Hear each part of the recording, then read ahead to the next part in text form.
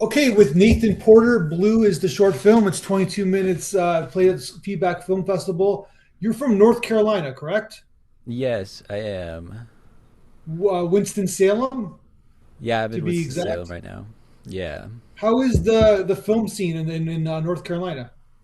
Well, the film scene in North Carolina is not great, honestly. It's very difficult to get stuff off the ground. Luckily, in Winston-Salem, you have the School of the Arts, so finding actors in some hands is actually relatively easy. But as for like independent filmmaking, there's not a lot of places in North Carolina that are super active right now, at least where I am. So, how many films did you make before this one? Well, if we're counting every short film that I've made like somewhere like 46. Uh, Come on, really? yeah, I there was like there's like a 3 month period where I just challenged myself to make a movie every week, and then Yeah, I've done that a couple times. And not all of them are good. In fact, most of them are not. But just as yeah, a learning experience, I find making stuff is such a better way to learn than just like reading books. yeah. I did. It's so funny because when I was around your age, maybe a couple years older, I did the same thing. I think I burned Mm-hmm. out at like the 12-week mark, where I was Yeah. like, because then your the editing is getting piled up too, right? Where, but it's like, and then I'm like, I just like ran out of steam. But I thought that was a really educational. I think there was for me, it was like I had like four good ones out of the 12. Yeah. Yeah, Yeah. And four good ones. Some people spend their whole life trying to get four good ones. yeah. So no, I like that we just said that because I think it's like because for me, the technology was just getting there. Now the Yeah. technology's there for you guys, for your generation. So Yeah, absolutely. yeah. I'm trying to take full advantage of all the technology I can. So tell me about this film. This film's like I guess you would call it an epic short film. It's 22 minutes long. Is this your biggest project to date? Um I think it is close to the biggest project. It's definitely the longest, but I directed with a crew of like 60 something one time. That was pretty big. But I this is think definitely that's what I my meant. I meant by the length of the film, the story. Oh, Yeah, the length of the film. Oh yeah, yeah, this is definitely the longest film I've ever made. It was very ambitious, and a lot of people told me that I wasn't ready to make it, but I did anyway because I love movies. So tell us about the story. You wrote the screenplay, correct? Like, where did the inspiration come from? Because it's really a film about grief, I guess, right? Yeah, it's about grief, and it also I really tried to layer in some subtext about identity and how grief can really, especially when you lose someone close to you, it can actually Yeah. like destroy your own sense of self without realizing it. But so this came from I really have had a lot of trouble with losing people. I feel like I've lost a lot of people that were very close to me in my life, and I find that emotion of grief, especially losing someone who you trusted and who you thought was gonna be with you forever, or at least for a very long time, I find that actually trying to capture that in language and that feeling in language is like impossible. So those feelings of grief, I put it into art, and I put it into like specific imagery that evokes that feeling, and editing that contrasts and shows the depth of emotion that is very hard to communicate with language. So I was dealing with some very I lost a lot of people around the time that I wrote the script for this, and filmmaking was the only way for me to extend outwards and to process that. Yeah, it makes sense because it's like you're a young guy. You're just in your 20s, so Yep. I'm sorry that you've had so much grief in your life. It's probably uncommon compared to your peers, I guess, right? Yeah. Yeah. Yes. So, but at the same time, it's like there's obviously a relatable subject for you, but you have a good distance from it. You have perspective. It seems like sometimes people make films for therapeutic reasons, and they're like Hmm. so close to it, you kind of the audience doesn't really get the story. But this one, this is not the case. That makes Hmm. sense to you. You have a good Yeah, perspective. Yeah. yeah. I think that I found that um, I just think about things in a specific way. Like I've had a lot of comments on my films being too abstract or hard to follow the story, and I'm not doing that just for to be silly and special. It's just how I think about things, and the reason I can get such distance from things is because I think in such an abstract way. Where if I'm creating art, I can put my whole self in it, but still understand that it is just a piece of work, and I don't have to, like I don't have to spend my nights crying because I'm editing a thing about how I've lost people. It's really, really helpful to get that distance and to understand it. So who are these characters in the film? Like it's like a dare I say you are a male and it's a very female driven film, right? So Yeah, yeah, I am male. It is true. It is true. yeah. But uh, growing up, I was very much like bullied for my own sensitivity because I was a very sensitive kid, and I'm still a very sensitive adult. But when you are a man, that can lead to some people being not the nicest about it. Hmm.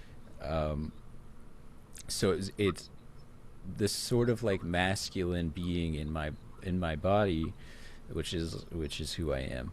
Uh, I find it very hard to take that piece and then show it in a film because it feels locked away.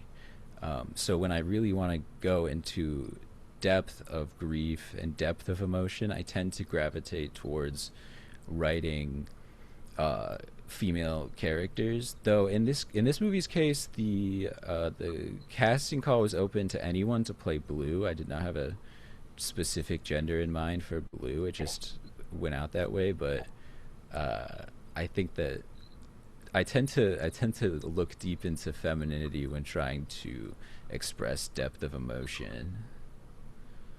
So tell me about like the actors. Where did you find your two lead actors?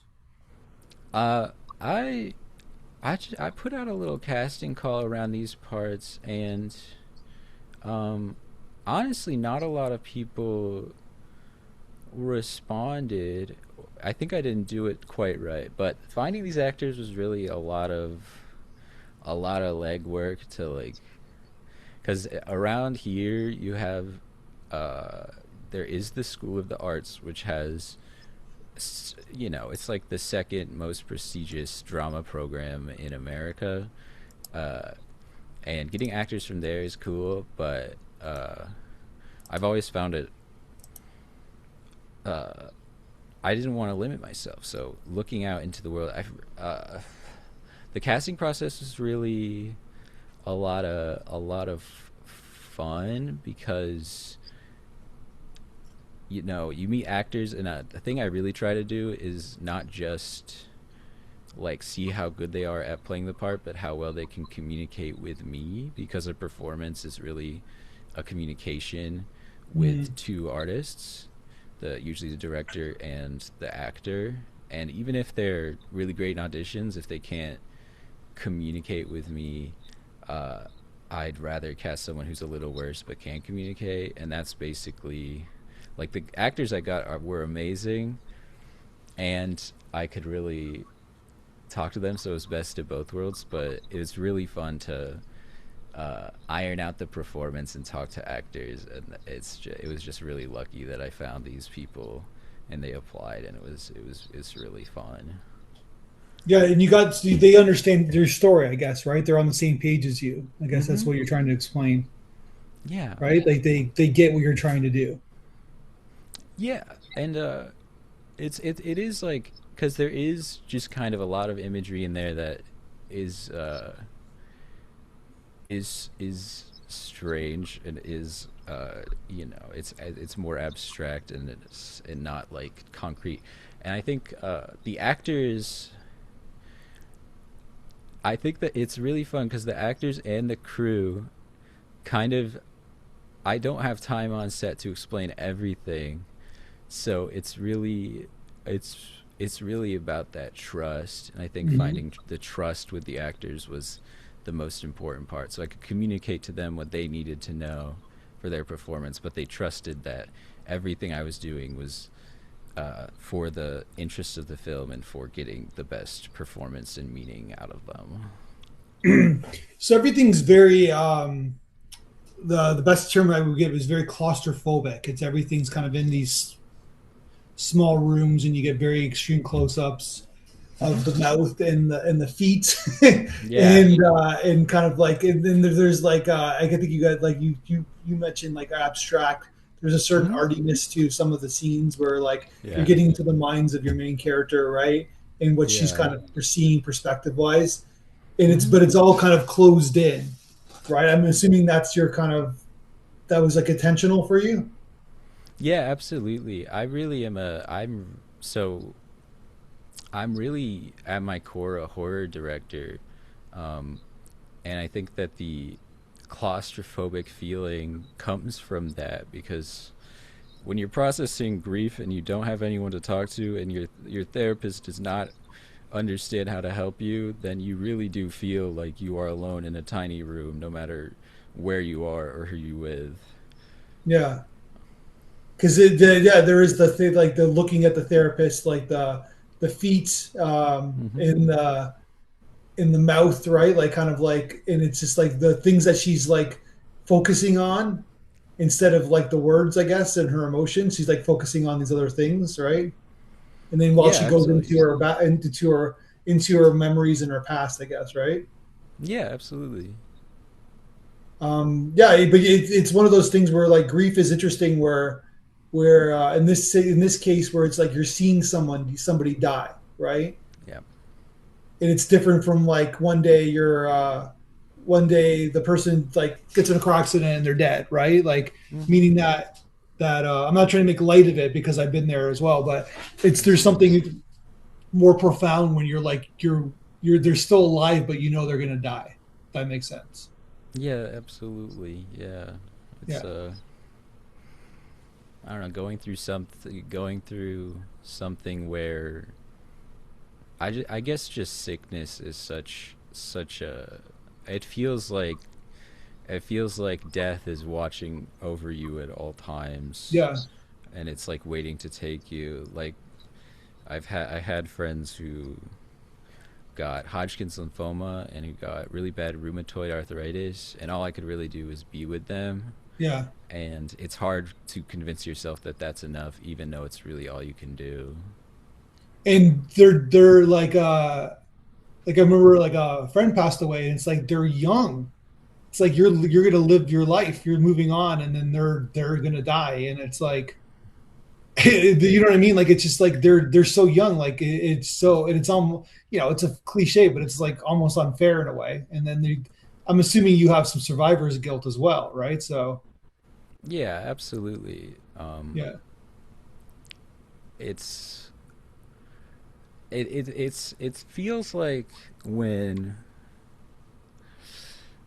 sickness and the sort of slow burn of dying is one of the most uncomfortable things to go through with someone because if like if they die suddenly or if say you guys just drift apart and you never see them again, like there's always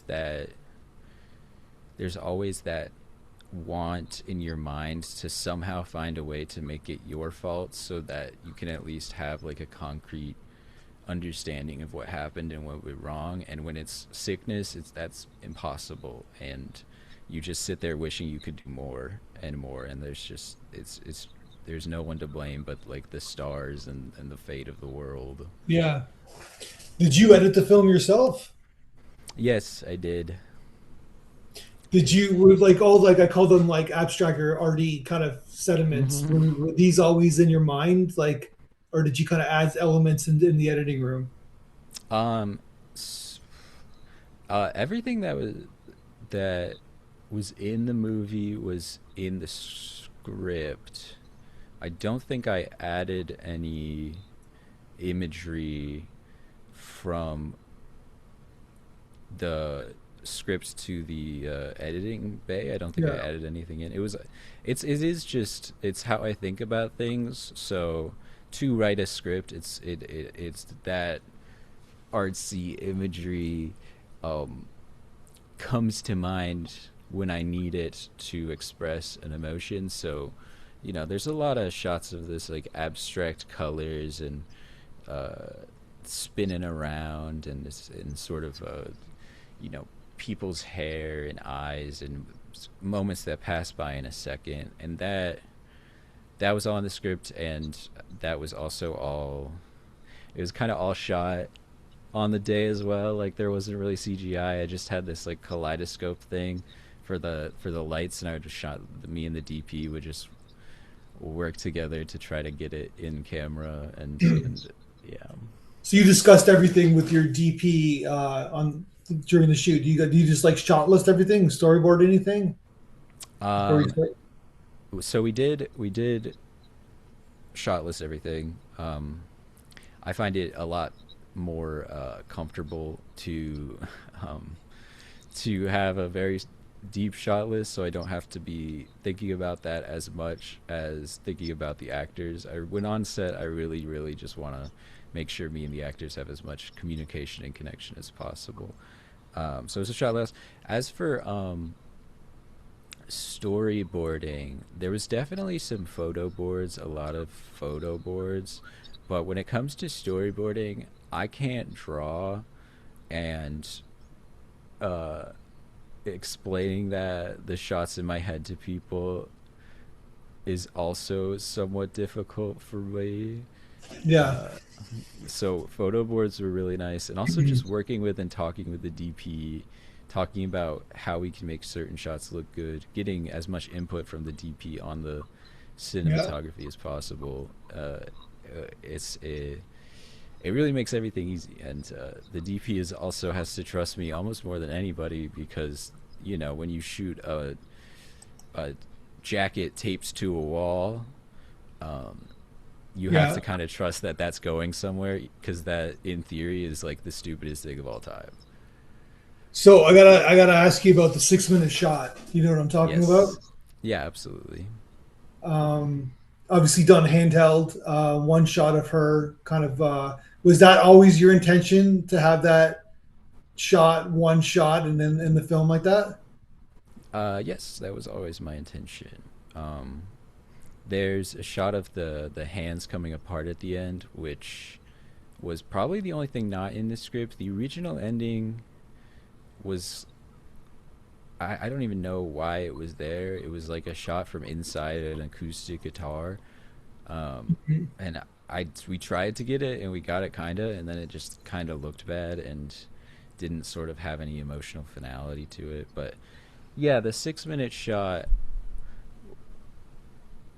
when I came up with this film, it was as a part of a much larger piece which I intend to make, and the the most I think the most soul crushing part of loss is the things that they leave behind, and I think that it can all be sort of banal, and you have like conversations over texts about stuff that doesn't matter, and you forget about it and then they're gone and you go back to it, and I think that the slow burn of going through what was originally just a conversation about whatever restaurant or whatever, and going through that again and realizing that they're gone, you realize in that conversation that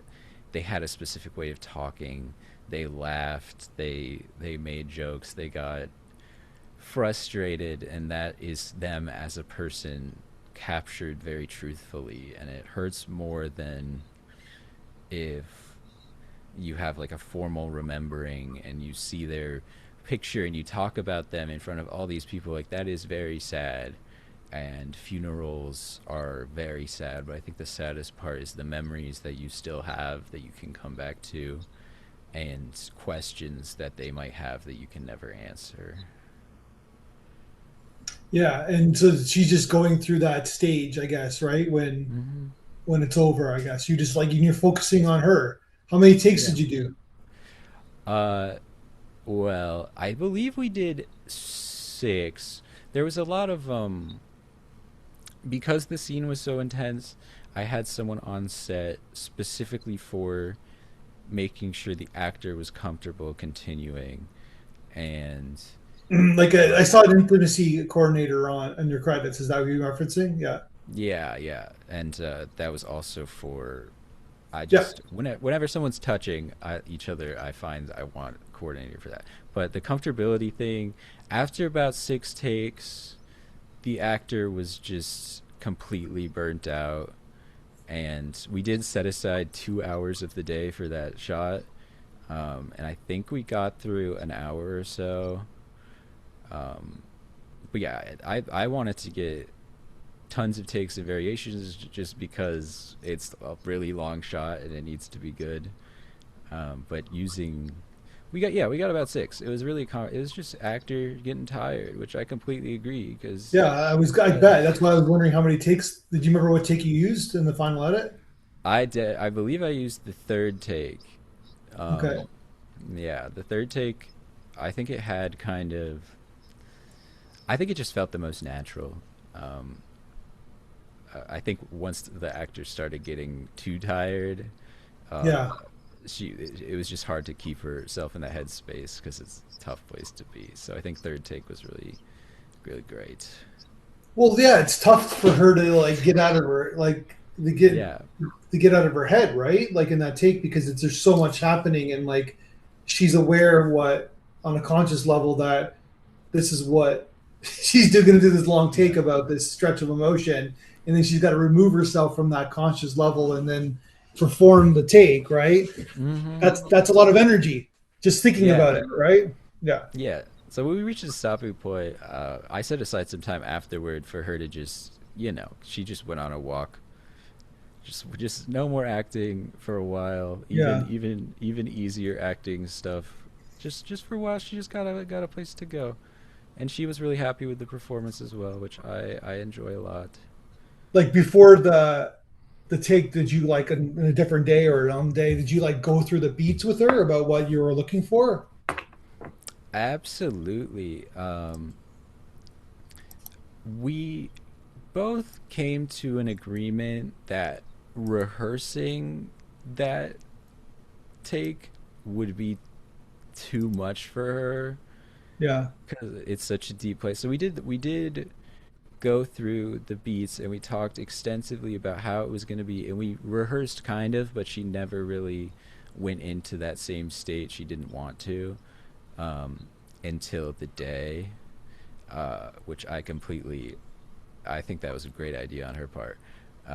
But yeah, it was a really, really a long process to get her into the headspace, to make sure she's comfortable, and then for her to understand Mhm. every little thing she's saying, and also the context of the conversation she's listening to. Like, we did a whole conversation that, it's only half a conversation in the movie because she's listening to her friend's, Amanda's voice, but Mhm. in the preparation for it, we wrote out like what that conversation is with both parts, so she knew exactly what context and what was happening, and it all really amounted to, I think, a pretty great performance. So what's next for you? Are you working on another film now? Yeah, yeah. I like I said, this was written as a larger piece, so I think I'm definitely still working on this art piece. I want to make it a feature length movie, and I've taken a lot of steps for that. I have crew. I have a lot of cast. I have um, scripts and all. It's just a whole lot of preparation, and I'm really excited because it's gonna be really different from the short film. It's gonna be like a road trip horror movie, but with the same energy as this short film, from a perspective of grief. And I'm really excited. I'm just making this movie long, and because I'm really excited about the idea. Great. So you're ready to do a feature then, basically. Yeah, absolutely. I made a lot of shorts. It's time to make a long. Sometimes it's that simple, right? Yeah, yeah. Yeah. All right, man. Well, congratulations on the film. I liked it a lot. I like these type of films, and Oh, I think thank that you. it's great. So I hope it does well for you, Thank you. and keep in touch. Make sure you let me know when the feature is done. Okay, yeah, sure. Thank you so I'd love to much. see it. All right, let's talk. Let's talk again soon. Yeah, okay. Bye bye.